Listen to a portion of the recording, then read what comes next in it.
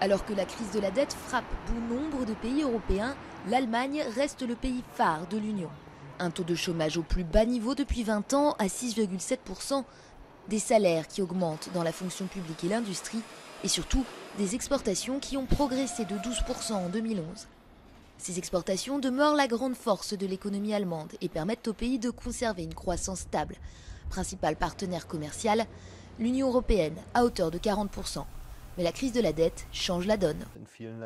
En Europe, sous la pression des marchés, les gouvernements vont mettre en place une politique d'austérité très claire. Les dépenses des États vont être considérablement réduites, ça pèsera sur la conjoncture et aussi sur les exportations.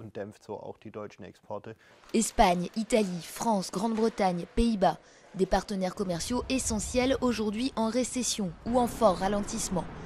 Pour continuer à vendre ses voitures, l'Allemagne doit donc renforcer ses liens avec d'autres partenaires. Depuis le début de l'année, les exportations hors Union européenne ont augmenté de 14,4%. Les États-Unis, le Japon et bien sûr la Chine, dont Berlin prend le plus grand soin. Pékin est en effet depuis longtemps un contributeur essentiel à la croissance allemande. L'Allemagne a de la chance qu'en ce moment d'autres pays comme la Chine font encore des commandes assez importantes et stables.